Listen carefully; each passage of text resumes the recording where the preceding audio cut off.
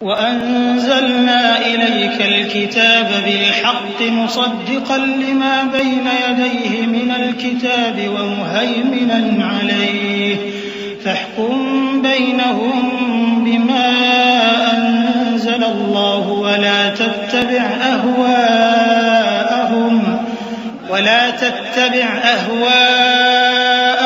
عَمَّا جَاءَكَ مِنَ الْحَقِّ. اور اے پیغمبر، ہم نے تم پر سچی کتاب نازل کی ہے جو اپنے سے پہلی کتابوں کی تصدیق کرتی ہے اور ان سب پر نگہبان ہے، تو جو حکم اللہ نے نازل فرمایا ہے اس کے مطابق ان کے درمیان فیصلہ کرنا، اور حق جو تمہارے پاس آ چکا ہے اس کو چھوڑ کر ان کی خواہشوں کی پیروی نہ کرنا۔ بسم اللہ الرحمن الرحیم۔ تمام ویورز کو میری طرف سے السلام علیکم اور خوش آمدید۔ انشاءاللہ تعالی آج ہم جو ہماری سیریز ہے رولنگ سسٹم آف اسلام، اس کے حوالے سے ایک اور آپ کے سامنے اس کی ایک ٹاک لے کر آئے ہیں،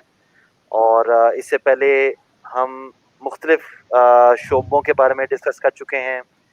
پہلے ہم نے ایک جنرل اوور ویو دیکھا، پھر اس کے بعد خلیفہ کے حوالے سے دیکھا، پھر اس کے بعد خلیفہ کے جو معاونین ہیں ان کے بارے میں ہم نے ڈسکشن کی، پھر اس کے بعد ولایا کو جو رن کرنے کے جو والی ہوتے ہیں، جو گورنرز ہوتے ہیں، ان کے بارے میں ہم نے دیکھا۔ پھر ہم نے آرمیز جو کہ جہاد کرتی ہیں اور مختلف علاقوں میں جو کہ کفار کے زیر تسلط ہیں، ادھر جو جا کے ان علاقوں کو آزاد کراتے ہیں، اس کے حوالے سے دیکھا، اور پھر انٹرنل سیکیورٹی دیکھا۔ تو اسی سلسلے میں انشاءاللہ تعالی آج کی جو ٹاک ہے وہ فورن افیئرز، داخلی جو روابط کا جو ایک پورا ڈپارٹمنٹ ہوتا ہے، جس کے ذریعے سے خلافت جو ہے وہ باقی تمام اقوام، باقی تمام جو ریاستیں ہیں ان کے ساتھ جو تعلقات رکھے گی، اس کے حوالے سے آج انشاءاللہ تعالی ہم ڈسکشن کریں گے۔ میں آپ کو ساتھ ساتھ بتاتا چلوں کہ الحمدللہ ہمارا جو چینل ہے انٹلیکچوئل اسلام، وہ الحمدللہ آپ کی دعاؤں سے اور آپ کی سپورٹ سے جو ہے وہ دن بہ دن ایکسپینڈ ہو رہا ہے، اور آپ سے یہی گزارش ہے کہ آپ ہماری ویڈیوز کو لائک کریں، ہمارے چینل کو سبسکرائب کریں، اور جو بیل آئیکن ہوتا ہے نوٹیفیکیشنز کا وہ ضرور انیبل کریں، اور اس پہ جو آپشن ہے اس میں آل نوٹیفیکیشنز کو انیبل کریں، تاکہ آپ کو ہمارا جو ڈیلی کانٹینٹ ہے 10 بجے ہر روز رات کا، اس کی جو نوٹیفیکیشن ہے وہ آپ کو یوٹیوب کی ایپ کے ذریعے سے جو ہے وہ پہنچ جایا کریں انشاءاللہ تعالی۔ تو میں مزید کوئی ڈیلے کیے بغیر جو ہے وہ بھائی سے گزارش کروں گا کہ جو آج کی جو ٹاک ہے اس کا باقاعدہ طور پہ آغاز کریں۔ جزاک اللہ خیر۔ جزاک اللہ خیر۔ اعوذ باللہ من الشیطان الرجیم، بسم اللہ الرحمن الرحیم، الحمدللہ رب العالمین، الصلاۃ والسلام علی رسول الکریم، السلام علیکم ورحمۃ اللہ وبرکاتہ۔ جس طرح بھائی نے ایکسپلین کیا شروع میں کہ آج کی جو انشاءاللہ ہماری ڈسکشن ہے وہ فورن افیئرس کے ڈپارٹمنٹ کے حوالے سے ہے، اور جس طرح معلوم ہے سب کو کہ فورن افیئرس کا جو ڈپارٹمنٹ ہے کسی بھی ملک میں، یہ بنیادی طور پر وہ ڈپارٹمنٹ ہوتا ہے جو کہ ایک ملک کے باقی دنیا کے ساتھ جو تعلقات ہیں ان کو دیکھتا ہے اور ان کے لیے ذمہ دار ہوتا ہے۔ میں انشاءاللہ اس کی تفصیل میں جانے سے پہلے صرف ایک تھوڑا سا جو کانٹیکسٹ ہے اس کو اسٹیبلش کر لوں۔ جس طرح ہماری پچھلی جو کچھ ٹاکس ہیں ان کے اندر بھی ہم نے یہ بات کی کہ جو جہاد کا ایلیمنٹ ہے اسلامی ریاست کے اندر، یہ ایک انتہائی سینٹرل نوعیت جو ہے وہ اس کی ہوتی ہے، اور ایک انتہائی کلیدی کردار جو ہے وہ اس کا ہوتا ہے۔ اور یہ جو جہاد ہے اس کو ایک زبردست طریقے سے اکمپلش کرنے کے لیے 4 ایلیمنٹس ہیں ریاست کے اندر جو کہ اس جہاد کے ساتھ کنیکٹڈ ہوتے ہیں، جو کہ اس کو سپورٹ کرتے ہیں، جس کے اندر فوج کا ایلیمنٹ شامل ہے، انٹرنل سیکیورٹی کا ایلیمنٹ شامل ہے، فورن افیئرس کا ڈپارٹمنٹ جو ہے وہ شامل ہے، اور انڈسٹری کا جو ایک ایلیمنٹ ہے وہ اس کے ساتھ کنیکٹڈ ہے۔ اور یہ چاروں ایلیمنٹس جو ہیں ان کا کنیکشن جو ہے وہ جہاد کے ساتھ اس طریقے سے ہے کہ یہ ایک دوسرے کو سپورٹ کرتے ہیں اور ایک دوسرے کو ری انفورس کرتے ہیں، تاکہ جو جہاد کی ایک ایکٹیویٹی ہے اس کو ایک زبردست طریقے سے انجام دیا جا سکے، اور وہ جو آبجیکٹو ہے جو کہ اللہ سبحانہ تعالیٰ نے جہاد کے اندر مسلمانوں کو دیا ہے، اسلام کے پیغام کو پوری دنیا تک لے کر جانا ایکچولی، اور جہاد جو ہے وہ اس کے راستے میں آنے والی جو فزیکل رکاوٹیں ہیں ان کو دور کرنے کے لیے استعمال ہوتا ہے، تو اس آبجیکٹو کو ایک احسن طریقے سے پورا کیا جا سکے۔ تو اسی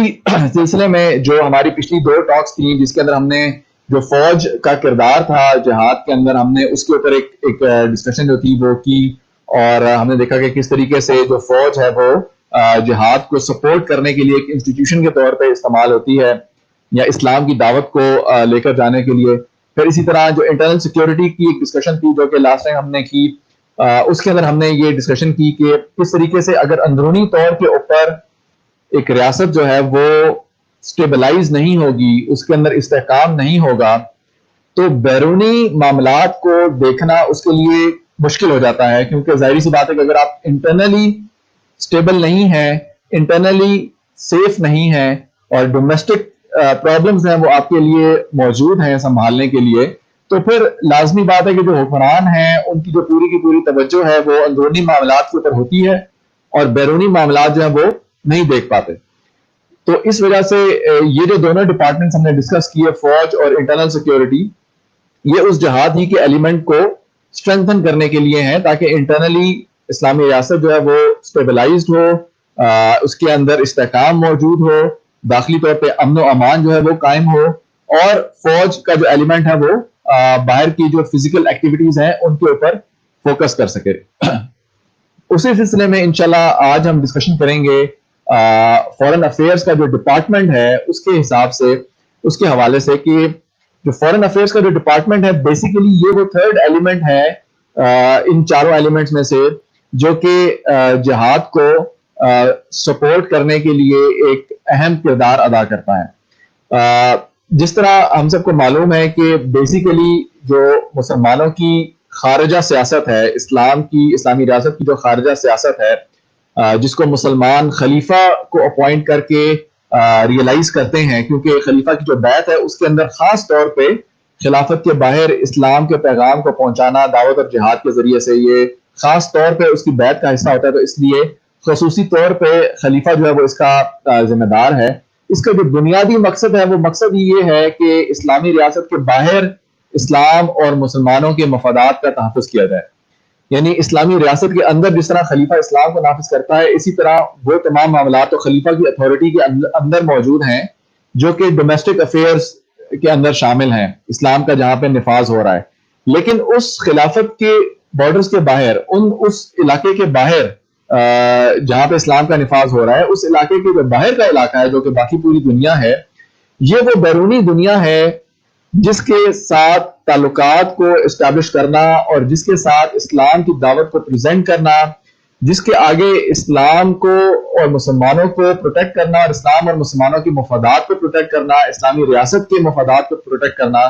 یہ بہرحال ایک پوری خارجہ سیاست ہے جو کہ خلیفہ کی ذمہ داری ہے، جو کہ اس specific department of foreign affairs کے ذریعے سے انجام پاتی ہے۔ تو بالکل اسی طرح جس طرح آج ہمیں معلوم ہے کہ آج کل کی ریاستوں کے اندر خارجہ امور کے ڈپارٹمنٹس ہوتے ہیں، ان کی وزارتیں ہوتی ہیں، اور اس کے اوپر وزراء جو ہیں وہ تعینات ہوتے ہیں جن کا کام جو ہے وہ بیرونی دنیا کے جو معاملات ہیں ان کو دیکھنا ہوتا ہے۔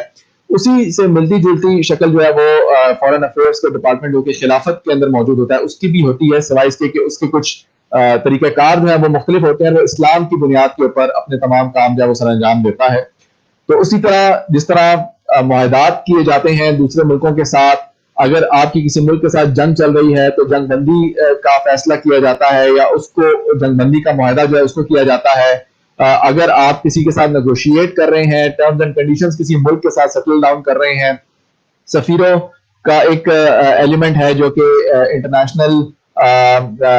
پولیٹکس کے اندر موجود ہے کہ آپ کے جو امبیسڈرز ہیں، آپ کے ملکوں کے جو سفیر ہیں وہ دوسرے ملکوں میں تعینات ہوتے ہیں، اور دوسرے ملکوں کے سفیر جو ہیں وہ تعینات ہوتے ہیں۔ تو یہ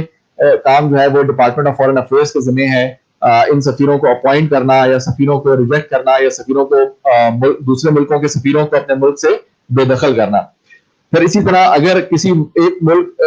کی طرف کوئی پیغام بھیجا جا رہا ہے، یا کوئی ڈیلیگیشن بھیجا جا رہا ہے، یا کوئی میسج بھیجا جا رہا ہے، جس طرح رسول اللہ صلی اللہ علیہ وسلم کے ٹائم کے اوپر بھی جو ڈفرینٹ ملکوں کے جو سربراہان تھے، بادشاہ تھے، ان کو میسیجز جو تھے وہ بھیجے گئے. تو یہ بھی فارن افیئرس کا ڈپارٹمنٹ ہے جو کہ اس کی ذمہ داری کے اندر یہ چیز آتی ہے.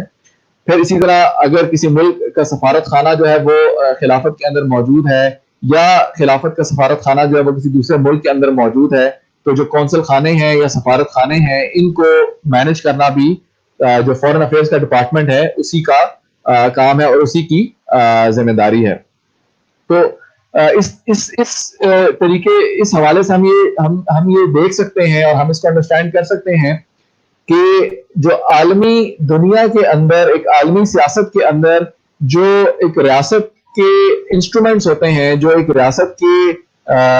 ٹولز ہیں جو کہ دنیا کے اندر اسٹیبلشڈ ہیں، ٹھیک ہے، جس طرح سفیروں کا ایلیمنٹ ہے یا سفارت خانوں کا ایلیمنٹ ہے یا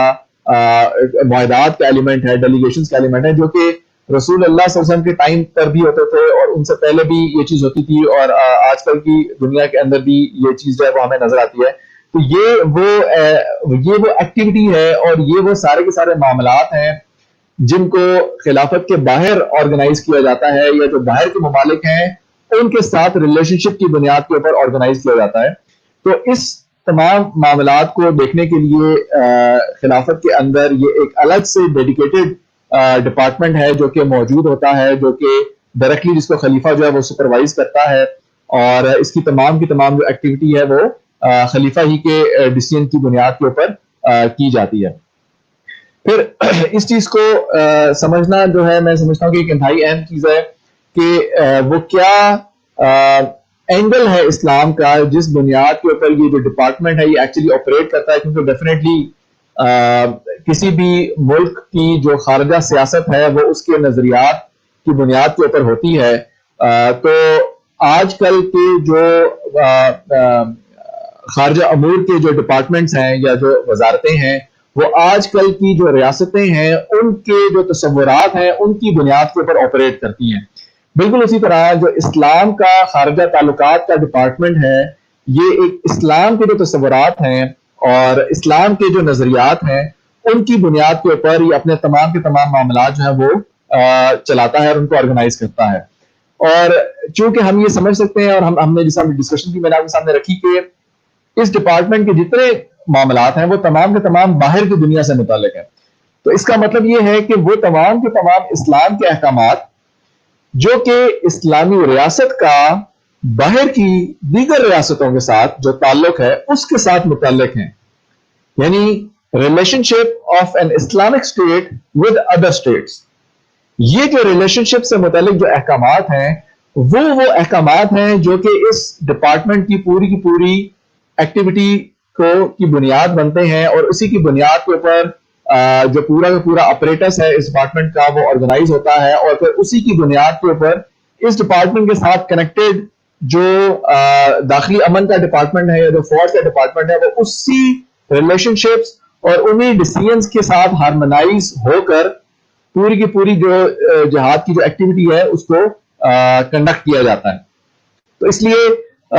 اس چیز کو سمجھنا بہرحال اس وجہ سے انتہائی اہم ہے کہ وہ کیا بنیادی سوچ ہے یا وہ کیا بنیادی احکامات ہیں جو کہ اسلام نے دیے ہیں، جس بنیاد کے اوپر یہ جو فارن افیئرس کا ڈپارٹمنٹ ہے یہ دوسرے ملکوں کے ساتھ تعلقات رکھتا ہے، اور ان کے ساتھ ان کے جو باشندے ہیں اگر فار ایگزامپل وہ آتے ہیں یا یہاں سے مسلمان جو ہے وہ وہاں پر جاتے ہیں تو ان کی جو ایکٹیویٹی ہے اس کو آرگنائز کرتا ہے. اس سلسلے میں یہ میں اپنی بات کو اس طریقے سے ایکسپلین کرنا چاہوں گا کہ کسی بھی ریاست کی جو دوسری دنیا کے بارے میں، باقی دنیا کے بارے میں جو پلان ہوتا ہے یا جو سوچ ہوتی ہے وہ اس کے اپنے جو تشخص ہے، جو اس کی اپنی پرسنالٹی ہے ریاست کی، وہ اس بنیاد سے ریاست دیگر ریاستوں کو دیکھتی ہے. وہ اس اینگل سے ریاست جو ہے وہ دیگر ریاستوں کو جج کرتی ہے. تو اگر ایک ریاست جو بذات خود ایک اسلامی ریاست ہے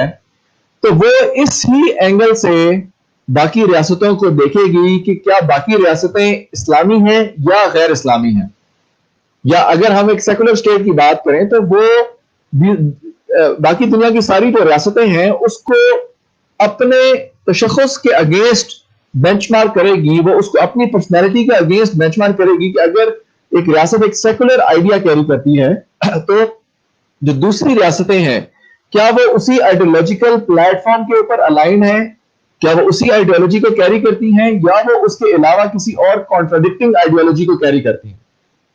تو اس بنیاد کے اوپر ایک جو ریاست ہے وہ دوسری دنیا کے ساتھ جو تعلقات ہیں وہ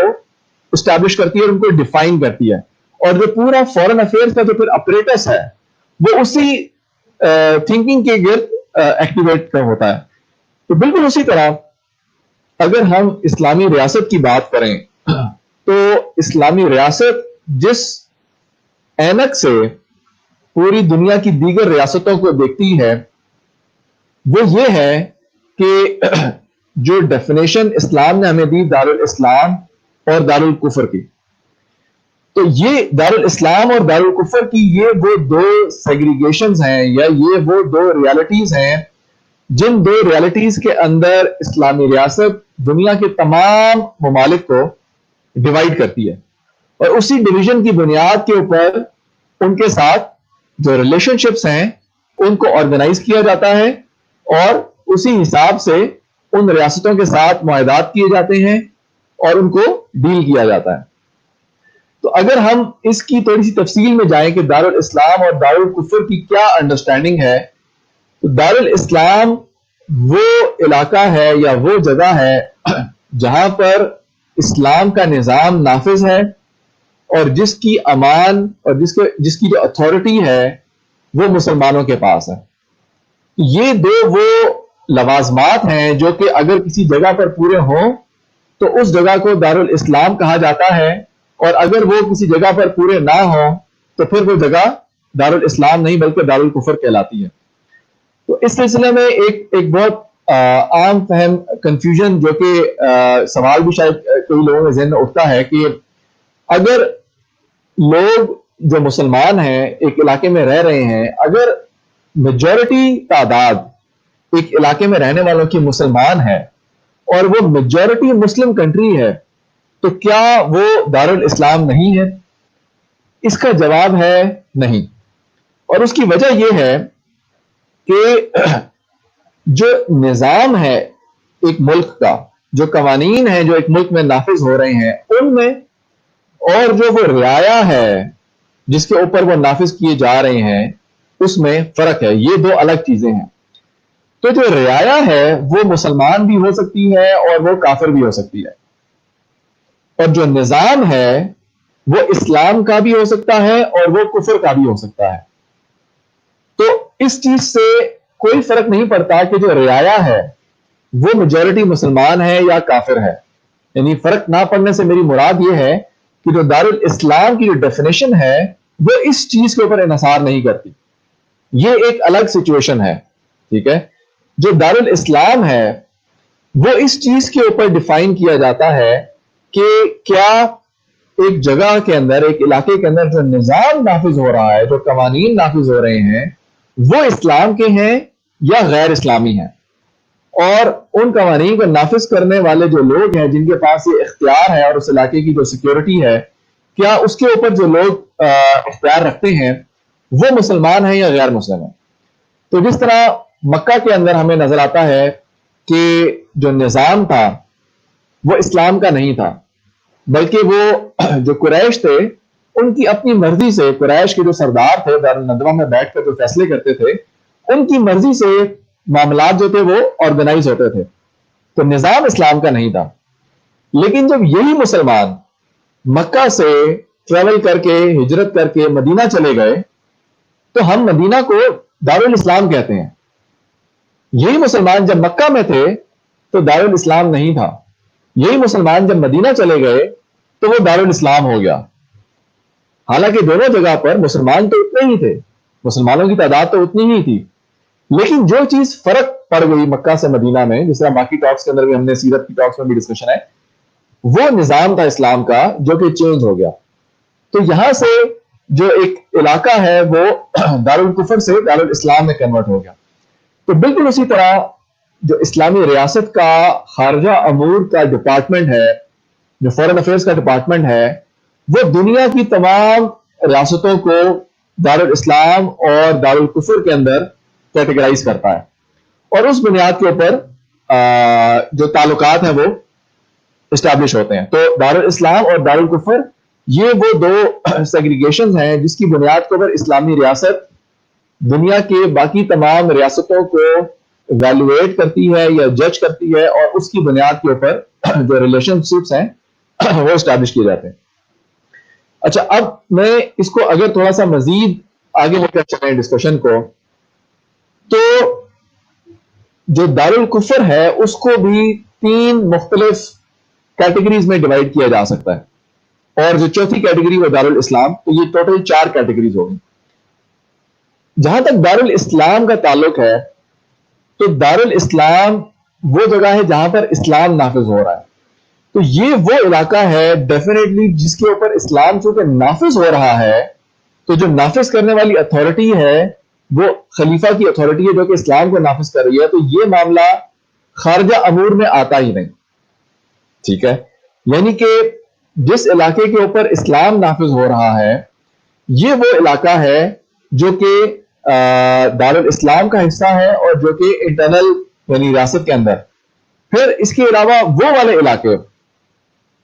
یعنی اب ہم اسلامی ریاست سے اگر باہر کی بات کریں تو وہ والے علاقے جو کہ ماضی میں مسلمانوں کے پاس رہے، اور وہ سرزمین جو کہ اسلامی سرزمین میں کنورٹ ہو گئی اور اب وہاں پر مسلمان آباد ہیں. ٹھیک ہے، یہ وہ علاقہ ہے دارالکفر کا جو کہ جہاں پہ گو کہ نظام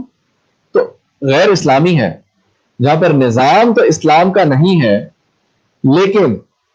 یہ وہ معاملات، یہ وہ علاقے ہیں کہ جن کو جو ڈپارٹمنٹ آف فورن افیئرز ہے وہ خارجہ امور کے زمرے میں نہیں دیکھے گا، بلکہ ان کو داخلی امور کے زمرے میں دیکھا جائے گا. اس وجہ سے کیونکہ ان کو مقبوضہ علاقے کے طور پہ کنسیڈر کیا جائے گا. یعنی یہ وہ علاقے ہوں گے جہاں پر چونکہ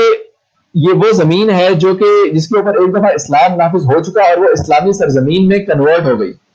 اور اب وہاں پر مسلمان آباد ہیں، لیکن اس علاقے کو اسلامی سرزمین سے یعنی خلافت سے الگ کر کے اس کے اوپر کفر کا نظام نافذ کیا جا رہا ہے. تو خلافت اس علاقے کو اپنے علاقے کے طور کے اوپر سمجھے گی جس کو خلافت سے الگ کر دیا گیا، اور اس کو واپس خلافت میں شامل کرنے کی ضرورت ہے. یا اس علاقے کے اوپر کسی اور اہل اقتدار کا قبضہ ہو گیا اور ان سے اقتدار لے کر اس کو واپس خلافت کے اقتدار کے اندر، خلیفہ کے اتھارٹی کے اندر مرج کرنے کی ضرورت ہے. تو یہ وہ علاقے ہیں جن کو یعنی کہ اس طریقے سے دوسری ریاست کے طور پہ تصور نہیں کیا جائے گا کہ یہ کوئی الگ ریاست ہے جس کے ساتھ ہمیں معاہدات کرنے ہیں یا جس کو ہمیں ایک الگ ریاست کے طور پہ ڈیل کرنا ہے، بلکہ یہ وہ علاقے ہیں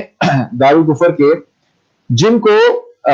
ریاست اپنے علاقے کے طور پر تصور کرے گی، اور ان کو واپس اینکس کرنے کے لیے، واپس اپنے ساتھ دوبارہ شامل کرنے کے لیے اسی اسلامی سرزمین کو جو کہ پہلے خلافت کا حصہ تھی اور جس پر اسلام نافذ ہو رہا تھا، اس کو واپس خلافت کے ساتھ شامل کرنے کے لیے ایفرٹ جو ہے وہ کی جائے گی جب کسی بھی ایک جگہ پر خلافت قائم ہو جائے. یہ اس کے آگے کی ڈسکشن ہو رہی ہے. پھر اگر ہم ان ممالک کی طرف جائیں جن ممالک کے اندر ہم یہ کہہ رہے ہیں کہ جو دارالکفر ہے، جو دیگر ریاستیں ہیں جن کو ریاست کے طور کے اوپر ٹریٹ کیا جائے گا، اس کے اندر ایک تو وہ علاقے ہیں جن کے ساتھ اس ٹائم کے اوپر مسلمان حالت جنگ میں ہیں، جس کے اندر اسرائیل شامل ہے، یا جس طرح امریکہ ہے یا برطانیہ ہے یا نیٹو کے اندر شامل جو ممالک ہیں کافی ساری تعداد کے اندر، یورپی ممالک وغیرہ. یہ وہ تمام کے تمام ممالک ہیں جو کسی نہ کسی طرح مسلمانوں کے ساتھ اس وقت in an active state of war ہیں. ٹھیک ہے، دنیا میں کسی بھی جگہ پہ. تو جو ممالک اس ٹائم پہ مسلمانوں کے ساتھ حالت جنگ میں ہیں، ان کے ساتھ چونکہ ایکٹیولی وار چل رہی ہے مسلمانوں کی، اور خلافت جو ہے وہ پھر اس وار کو آرگنائز کرنے کی کوشش کرے گی اور ان ممالک کے ساتھ کس طریقے سے کہاں پر جنگ کو آرگنائز یعنی کیا جا سکتا ہے اور کس فرنٹ کے اوپر ان کو کس طریقے سے انگیج کرنے کی ضرورت ہے، تو اس کے اوپر پوری جہاد کی ایک ایکٹیو پالیسی جو ہے وہ کہ اس ٹائم کے اوپر موجود ہوگی. ان ممالک کے لیے کسی بھی قسم کی کوئی بھی ایکٹیویٹی خلافت کے ساتھ جو ہے وہ جائز نہیں ہے. نہ ان کے لوگ جو ہیں وہ یہاں پر آ سکتے ہیں، نہ ان کی انٹری جو ہے وہ الاؤڈ ہے، نہ اس ممالک کے ساتھ کسی بھی طرح کا کوئی ٹریڈ کا کانٹریکٹ یا کسی اور طرح کا کانٹریکٹ کیا جائے گا. اس طرح کے ملک کے ساتھ صرف اگر کوئی معاہدہ کیا جا سکتا ہے تو وہ ٹیمپرری سیز فائر کا ایک معاہدہ ہے. ٹھیک ہے، کیونکہ آپ ایکٹیو اسٹیٹ آف وار کے اندر ہیں، جنگ چل رہی ہے، تو جنگ کے دوران صرف ایک سیز فائر کا ایک معاہدہ ہے جو کہ کیا جا سکتا ہے کہ ایک خاص مدت تک جنگ جو ہے وہ ہم نہیں کریں گے. اور ظاہر ہے وہ ایک لمیٹڈ ٹائم کے لیے ہی ہو سکتا ہے، وہ پرماننٹ نہیں ہو سکتا، کیونکہ ایونچولی تو آپ نے اس علاقے کے اوپر اسلام کو نافذ کرنا ہے، اور اگر اس کے لیے جہاد کرنا پڑا تو پھر وہ لازمی ہے کہ وہ جہاد جو ہے وہ کیا جائے. تو آپ پرماننٹ بیسس کے اوپر تو سیز فائر نہیں کر سکتے، ٹیمپرری بیسس کے اوپر کچھ عرصے کے لیے، اگر کچھ مہینے ہیں یا کچھ سال ہیں، اس کے لیے سیز فائر جو ہے وہ کیا جا سکتا ہے. تو وہ ممالک جن کے ساتھ مسلمان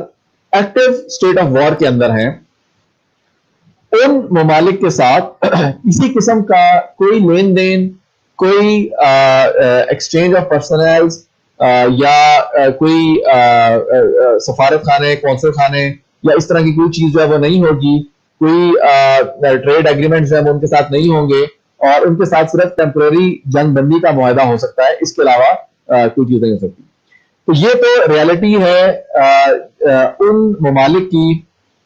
جس طرح میں نے شروع میں بتایا کہ جس میں امریکہ، اسرائیل اور اس طرح کے ممالک جو ہے ممالک وغیرہ شامل ہیں، جو کہ اس ٹائم پہ مسلمانوں کے ساتھ افغانستان میں یا دیگر جگہوں پہ جس طرح نیٹو افواج بھی ہیں اور ڈائریکٹلی ان ممالک کی افواج ہیں وہ بھی اس کے اندر شامل ہیں. تو ان ممالک کے ساتھ اس طریقے سے ڈیل کیا جائے گا. یہ وہ ممالک ہیں جو کہ in an active state of war ہے، جس کو ہم کہتے ہیں کہ جی وہ علاقہ جو ہے وہ دارالحرب فعلاً ہے، یعنی عملی طور کے اوپر وہاں پر حرب یعنی وار جو ہے وہ اس ملک کے ساتھ ایگزسٹ کرتی ہے. پھر اس کے بعد دوسری کیٹیگری ممالک کی وہ ہے جن ممالک کے ساتھ مسلمان ایکٹیو اسٹیٹ آف وار میں تو نہیں ہے، لیکن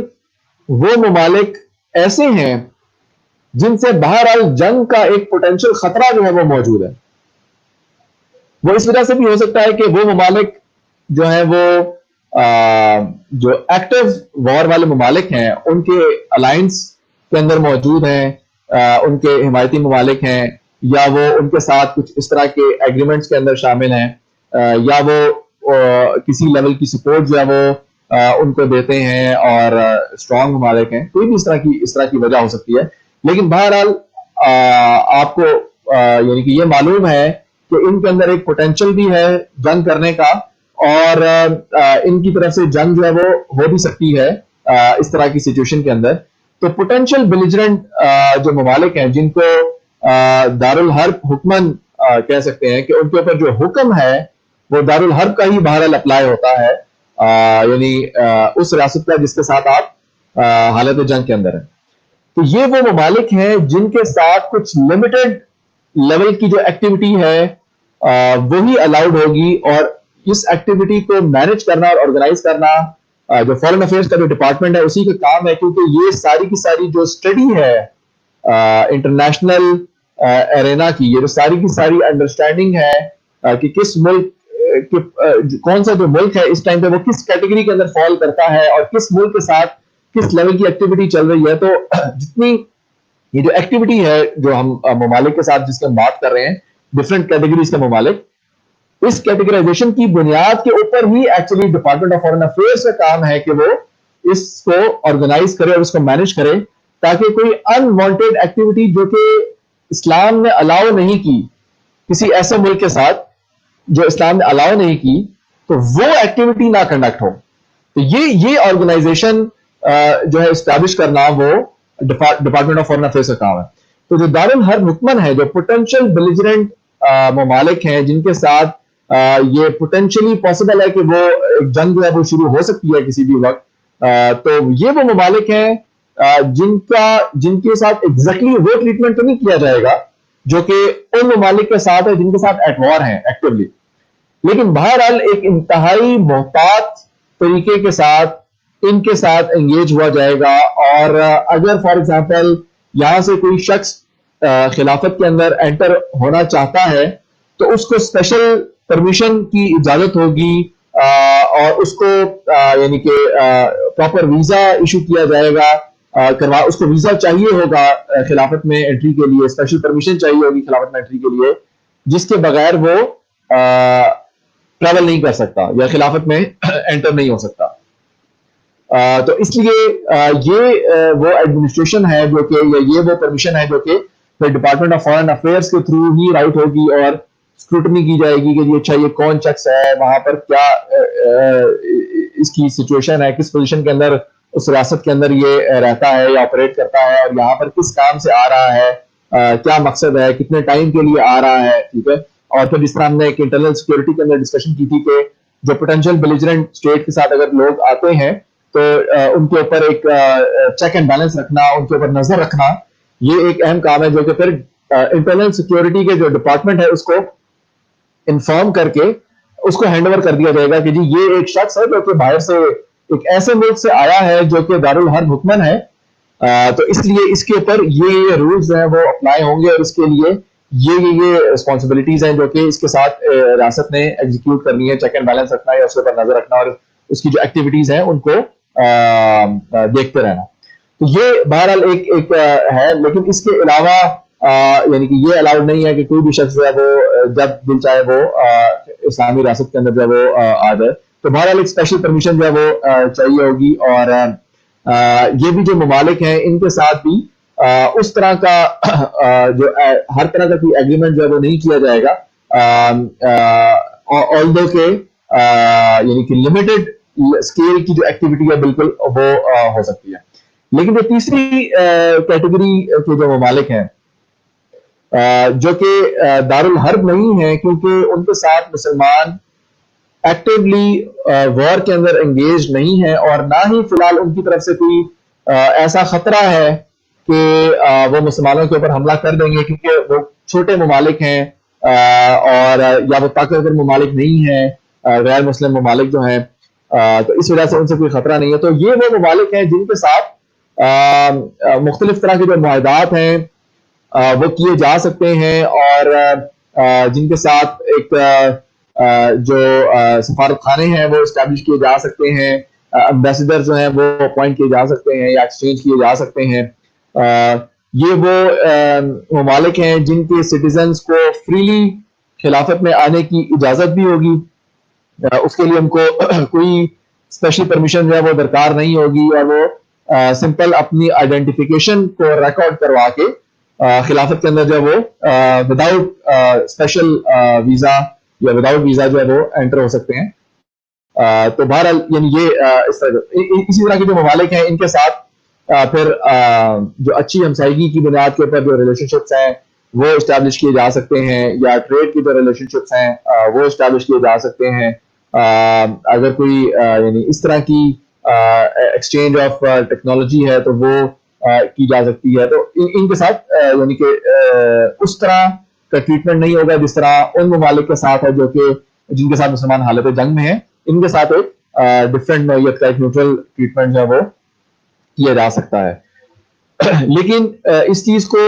بھی ہمیں نہیں بھولنا چاہیے کہ چونکہ یہ جو احکامات ہیں اسلام کے مختلف ممالک کے ساتھ مختلف طرح کے تعلقات رکھنے کے حوالے سے، یہ جو احکامات ہیں یہ اس ملک کی جو ریالٹی ہے مسلمانوں کے ساتھ انگیج ہونے کی جنگ کے حوالے سے یا مسلمانوں اور اسلام کی جو دشمنی ہے اس کے حوالے سے یہ اس بنیاد کے اوپر ہیں. تو اس کا مطلب یہ ہوا کہ اگر ایک ملک جو کہ آج مسلمانوں کے ساتھ جنگ کے اندر ملوث نہیں ہے، وہ ملک اگر کل کو مسلمانوں کے ساتھ جنگ کے اندر انوالو ہو جاتا ہے تو پھر اس کے ساتھ جو انٹریکشن ہے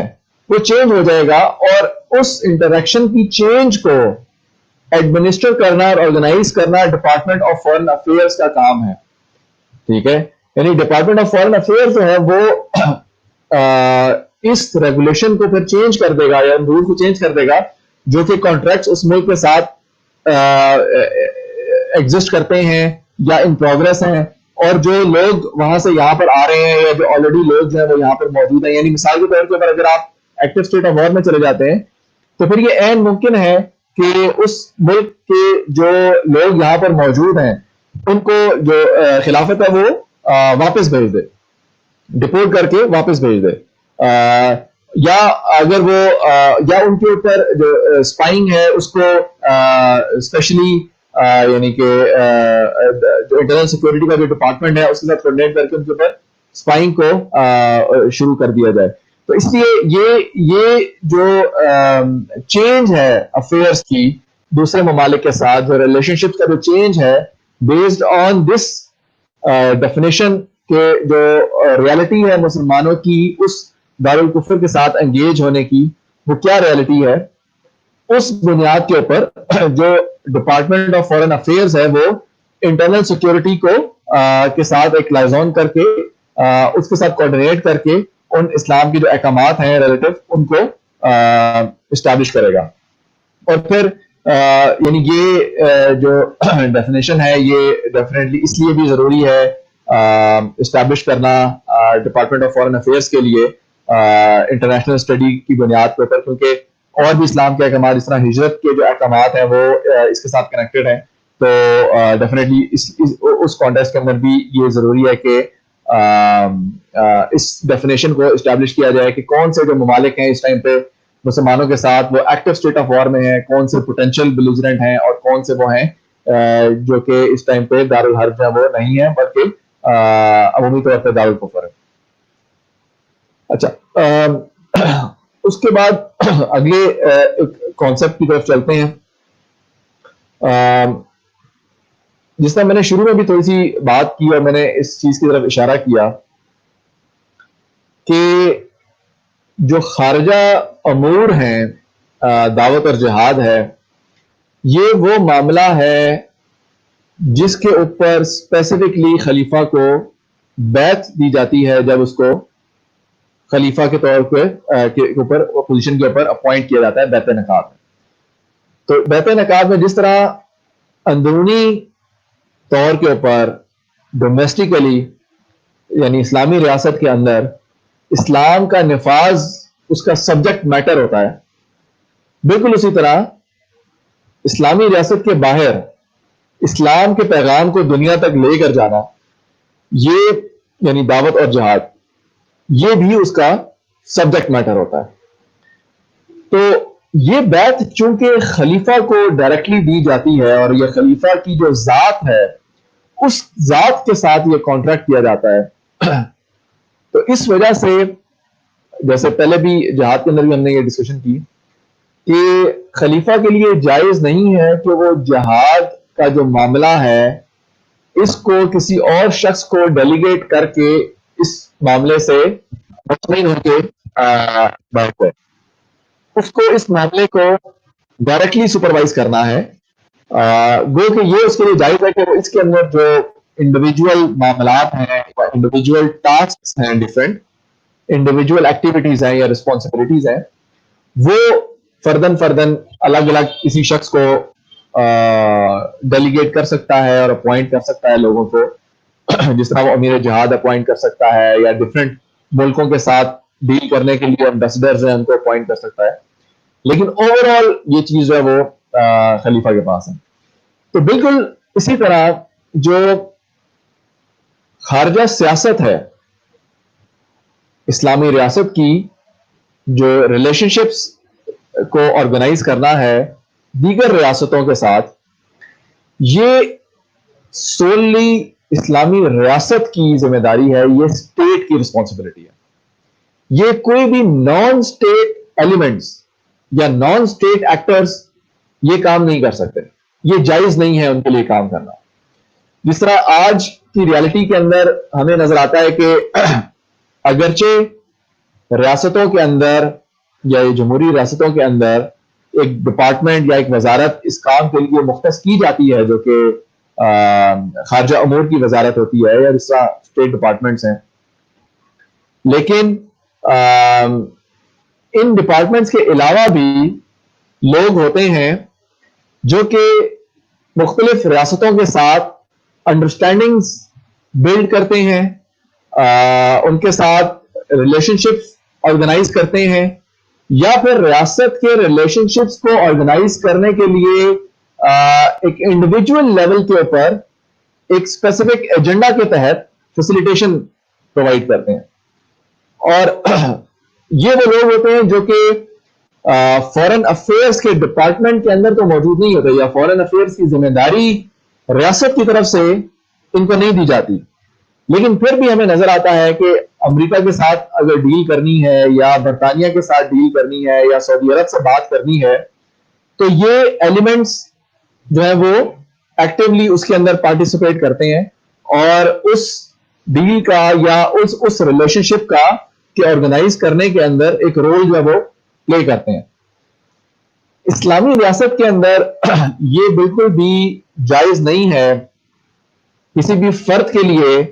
یا کسی گروپ یا کسی گروہ کے لیے کہ وہ یہ ذمہ داری جو کہ اسلامی ریاست کی ذمہ داری ہے اس کو وہ اپنے سر لے،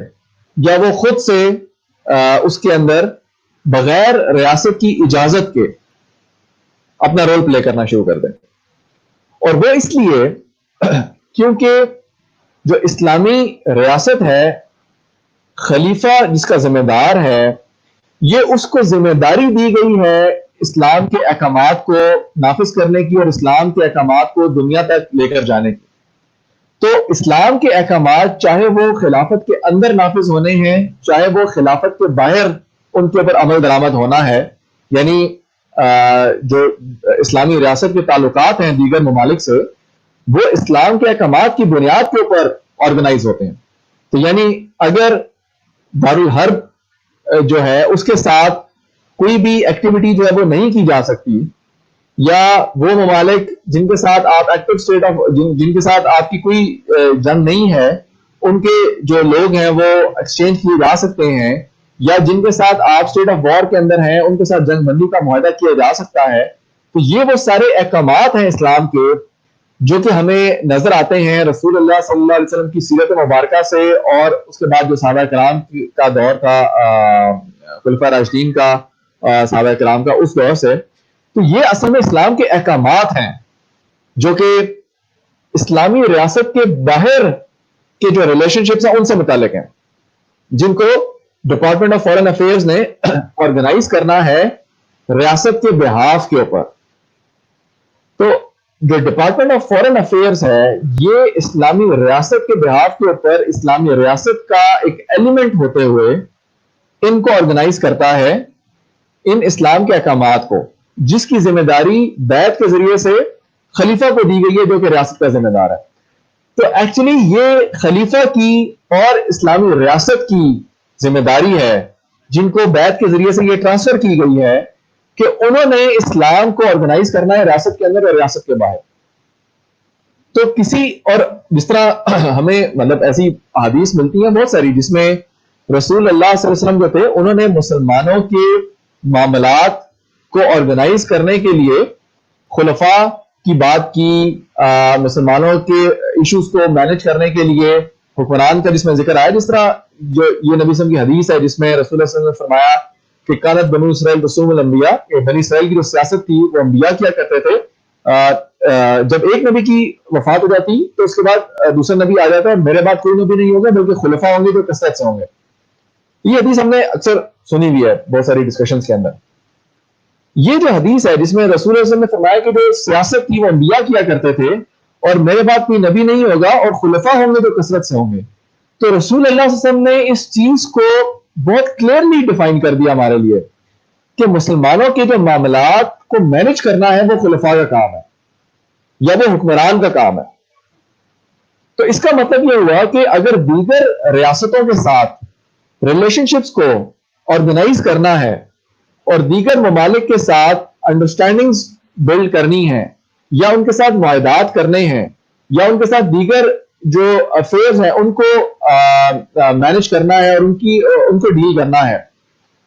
تو یہ اتھارٹی، یہ اختیار، یہ فیصلہ کرنے کا جو حق ہے وہ صرف اور صرف ریاست کے پاس ہے، جس کے بارے میں اسلام نے ہمیں یہ بتایا ہے کہ یہ اس کی ذمہ داری ہے ان معاملات کو مینج کرنا۔ کوئی گروہ یا کوئی انڈیویجول اسلامی ریاست کے اندر اس کے لیے یہ جائز نہیں ہے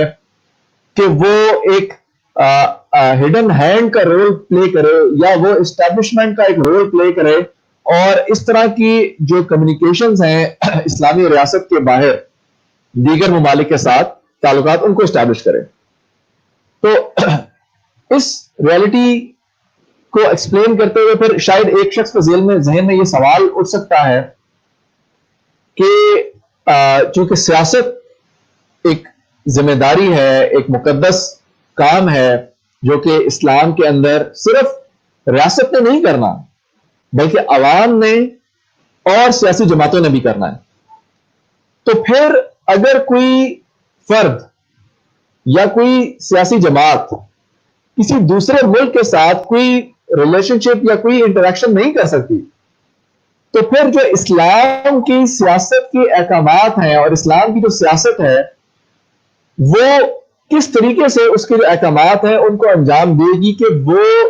ڈومیسٹک اور فورن سیاست دونوں میں اپنا کردار ادا کر سکے۔ تو اس چیز کو یوں سمجھا جا سکتا ہے کہ جو ڈومیسٹک سیاست ہے وہ اسلامی ریاست نے بھی کرنی ہے، وہ عوام نے بھی کرنی ہے یا انڈیویجولز بھی کر سکتے ہیں اور وہ سیاسی جماعتوں نے بھی کرنی ہے، لیکن جو خارجہ سیاست کے اندر ایکٹیولی رول پلے کرنا ہے، جو خارجہ سیاست کے اندر ایکشنز پرفارم کرنا ہے خارجہ سیاست سے متعلق، وہ صرف اور صرف اسلامی ریاست کر سکتی ہے، وہ صرف اور صرف ریاست کر سکتی ہے۔ عوام اور پولیٹیکل پارٹیز فورن افیئرز کے معاملات کے اندر ایکٹیو رول پلے نہیں کر سکتے۔ ہاں یہ بات ضرور ہے کہ عوام اور پولیٹیکل پارٹیز خلیفہ کی اکاؤنٹیبلٹی کے ذریعے اور جو ایک احتساب کا ایک پورا پروسیس ہے، ایک پوری یعنی ڈسکشن ہے اسلام کے اندر کہ کس طریقے سے جو خلیفہ ہے اس کا احتساب کیا جا سکتا ہے یا اس کی اکاؤنٹیبلٹی کی جا سکتی ہے ڈفرینٹ معاملات کے اوپر جو کہ داخلی بھی ہو سکتے ہیں اور خارجی بھی ہو سکتے ہیں۔ تو ان خارجی معاملات کے اوپر، ان فورن افیئرز کے معاملات کے اوپر جس کے اوپر خلیفہ فیصلہ لے گا یا فورن افیئرز کا جو ڈپارٹمنٹ ہے وہ ریاست کی طرف سے فیصلہ لے گا جس کے لیے بہرحال خلیفہ ہی ذمہ دار ہے، ان معاملات کے اوپر ایک اکاؤنٹیبلٹی کا پروسیس جو ہے اس کو انگیج کر کے اور ان معاملات کے اوپر ایک ڈسکشن کر کے اس پروسیس کے اندر رول جو ہے وہ پلے کیا جا سکتا ہے۔ تو بیسیکلی یہ جو چینل ہے یہ ہوگا پھر بھی ریاست کے ذریعے سے ہی کہ جو سیاسی جماعتیں ہیں یا جو عوام ہیں وہ اپنی ڈومیسٹک پالیٹکس کے اندر جو اسلام کی بنیاد کے اوپر ہے وہ خلیفہ کو اکاؤنٹ کریں گی کہ اس نے خارجہ معاملات کے اندر یا خارجہ تعلقات کے اندر جو یہ فیصلہ لیا یہ بیسٹ انٹرسٹ میں نہیں تھا اور اس کو بیسٹ انٹرسٹ میں ہونا چاہیے، تو اس بنیاد کے اوپر وہ اپنا رول پلے کر سکتی ہے لیکن وہ ڈائریکٹ رول پلے نہیں کر سکتی۔ پھر اسی طرح ایک اہم پوائنٹ جو کہ میں سمجھتا ہوں کہ اس ڈسکشن کے ساتھ ہمیں سمجھنا ضروری ہے وہ یہ ہے کہ جس طرح اسلام نے ہمیں نہ صرف احکامات دیے ہیں بلکہ ان احکامات کو ادا کرنے کی تفصیلی طور بھی بتایا، تو جس طرح اسلام نے ہمیں یہ بتایا کہ نماز ادا کرنی ہے اسی طرح نماز کا طریقہ کار بھی بتایا، بالکل اسی طرح جس طرح اسلام نے یہ بتایا کہ خارجہ سیاست کرنی ہے، دعوت اور جہاد کرنی ہے، اس طرح اسلام نے اس کے طریقہ کار یا اس سے متعلق جو جائز ذرائع ہیں وہ بھی بتائے۔ تو یہ ریاست کے لیے جائز نہیں ہے کہ وہ صرف اس نیک مقصد کے لیے کہ جی ہم اسلام کا پیغام لے کر جا رہے ہیں یا اسلام کی اتھارٹی اسٹیبلش کر رہے ہیں وہ غیر اسلامی ذرائع استعمال کرو۔ یعنی مثال کے طور کے اوپر اگر اسلامی ریاست کا معاہدہ ہوا ہے کسی کے ساتھ جنگ بندی کا تو وہ اپنے اسلامی مقاصد کے حصول کے لیے معاہدے کو توڑ نہیں سکتی. یا اگر اسلامی ریاست کا کسی کے ساتھ یعنی ایک ٹریڈ ایگریمنٹ ہوا ہوا ہے یا فار ایگزامپل سفیر آپ نے اپوائنٹ کیا ہوا ہے تو آپ اس سفیر کو قتل نہیں کر سکتے, ٹھیک ہے. یا آپ دھوکہ دے کر کسی ملک کے ساتھ کوئی اس طرح کا اسلامک آبجیکٹو اچیو نہیں کر سکتے کیونکہ دھوکہ دینا جائز نہیں ہے. یا اسی طرح فار ایگزامپل اگر کسی ملک کی طرف اسلام کا پیغام کی بات ہو رہی ہے تو یہ نہیں ہو سکتا کہ آپ ان کو اسلام کی دعوت دیے بغیر اور جو جزیہ ہے اس کا مطالبہ کیے بغیر, ٹھیک ہے, آپ ڈائریکٹ جو فوج کشی ہے وہ کر دیں. تو بہرحال یہ جو ڈیٹیلز ہیں جو کہ طریقہ کار سے متعلق ہیں جو کہ خارجہ امور کے اندر اسلام نے بتائی ہیں, ان کا لحاظ رکھنا ضروری ہے اس خارجہ سیاست کے اندر جو کہ اسلام کی خارجہ سیاست ہے. اور اس کے اندر جو اس طرح کے ذرائع ہیں اور اس طرح کے طریقہ کار ہیں جو کہ آج ہمیں دنیا کے اندر رائج نظر آتے ہیں, جس کے اندر ایکسپلائٹیشن کی جاتی ہے یا جس کے اندر معاہدوں کو توڑا جاتا ہے, جس کے اندر معاہدوں کی خلاف ورزی کی جاتی ہے, جس کے اندر غیر اعلانیہ فوج کشی کی جاتی ہے, یعنی کہ یہ تمام کے تمام جو طریقہ کار ہیں جو کہ اسلام میں جائز نہیں ہیں, ان کو استعمال کرنا اسلامی ریاست کے لیے اسلام کے پیغام کو پہنچانے کے لیے جائز نہیں ہے. اس لیے اسلامی ریاست کے لیے صرف اور صرف وہی طریقہ کار جائز ہیں جو کہ اسلام نے جن کو الاؤ کیا ہے اور جو کہ ہمیں رسول اللہ صلی اللہ علیہ وسلم اور ان کے بعد صحابہ کرام کی جو خارجہ سیاست ہے اس کے اندر ہمیں نظر آتے ہیں. تو یہ ڈسکشن تھی آج کی ہماری خارجہ امور کے ڈپارٹمنٹ کے حوالے سے کہ کس طریقے سے جو خارجہ امور کا ڈپارٹمنٹ ہے وہ کن معاملات کو آرگنائز کرتا ہے, کس طریقے سے وہ جو ڈفرینٹ کیٹیگریز ہیں اس کے اندر ممالک کو ڈیوائڈ کر کے اس کے مطابق جو احکام شریعہ ہیں ان کو اپلائی کرتا ہے, کس طریقے سے وہ لائزون کرتا ہے انٹرنل سیکورٹی کے ساتھ تاکہ باہر سے جو لوگ آتے ہیں ان کو انٹرنل سیکورٹی کو ہینڈ اوور کر دیا جائے. تو یہ وہ تفصیلات ہیں جو کہ انشاءاللہ جب خلافت قائم ہوگی تو اس کے اندر جو خارجہ امور کا ڈپارٹمنٹ ہے وہ اس طریقے سے انشاءاللہ دوسری دنیا کے ساتھ خلافت کے باہر کی جو ممالک ہیں ان کے ساتھ اسلام کے احکامات کو نافذ کرے گا, اور انشاءاللہ یہ وہ چیز ہوگی جو کہ باقی دنیا تک اسلام کے احکامات کو ایک احسن طریقے سے لے کر جانے کے لیے اور پوری دنیا میں اسلام اور مسلمانوں کے انٹرسٹ کو پروٹیکٹ کرنے کے لیے اور انشاءاللہ ایونچولی اسلام کو پوری دنیا پر ڈومینیٹ کرنے کے لیے انشاءاللہ استعمال ہوگی. جزاک اللہ خیر, واخر دعوانا الحمدللہ رب العالمین. جی جزاک اللہ خیر. آج کی جو ٹاک تھی فورن افیئرس کے حوالے سے تھی کہ کیسے انشاءاللہ تعالیٰ جو مستقبل قریب کی جو ریاست ہے, ریاست خلافت, اس کے اندر کیسے فورن افیئرس جو ہیں وہ مینیج ہو رہیں گے. انشاءاللہ تعالیٰ اب ہم کچھ کوشچنز لیں گے اور وہ ہمارے ویورز جو کہ اس آج کی جو ہماری جو براڈ کاسٹ ہے اس کو بعد میں ویو کر رہے ہیں, ان سب کے لیے یہ ہے کہ جو بھی ویڈیو ہوتی ہے اس کے نیچے پبلک کامنٹس ہوتے ہیں. تو لائیو چیٹ جب ختم ہو جاتی ہے, جب لائیو براڈ کاسٹ ختم ہو جاتی ہے, تو اگر آپ بعد میں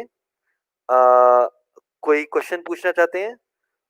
تو اس کا طریقہ یہ ہے کہ آپ ہمارے کوشچنز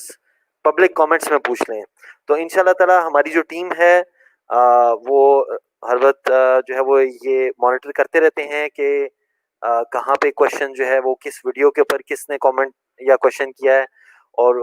یعنی کہ کامنٹس کو بھی ہم رپلائی کرتے ہیں, اور آپ کا جو کوشچن ہے وہ بھی پھر ہم یہ پوری کوشش کرتے ہیں کہ جو ہمارے جو پریزنٹر ہیں ان تک ہم پہنچائیں, اور ان سے پھر ہم اس کا جو جواب ہے وہ لے لیتے ہیں اور وہ پھر آپ کو پرووائڈ کر دیتے ہیں کامنٹ کے فارم میں. تو آپ یہ ضرور جو ہے وہ جو پبلک کامنٹس ہیں اس کو بھی استعمال کیا کریں, تو انشاءاللہ تعالی آپ کو وہاں پہ بھی جو جوابات ہیں وہ مل جائیں گے انشاءاللہ تعالی. دوسری یہ بات کہ میں نے پہلے بھی اس کے بارے میں ذکر کیا تھا, ہم نے فیس بک کے اوپر انٹلیکچوئل اسلام جو ہے اس کو لانچ کیا ہے, اور اس کا جو اس کے اندر جو ہمارے جو براڈ کاسٹ ہوتی ہیں وہ سائملٹینیسلی فیس بک پہ اور یوٹیوب کے اوپر چل رہی ہوتی ہیں. تو آپ میں سے وہ لوگ جو کہ اپنے کانٹیکٹس کے ساتھ شیئر کرنا چاہتے ہیں آن فیس بک, تو وہاں سے بھی آپ اس کو شیئر کر سکتے ہیں. تو جزاک اللہ خیر بھائی کا ہمیں جوائن کرنے کا. انشاءاللہ تعالی اس کے ساتھ جو ہے وہ آج کی ٹاک جو ہے وہ اس کا اختتام کرتے ہیں. جزاک اللہ خیر.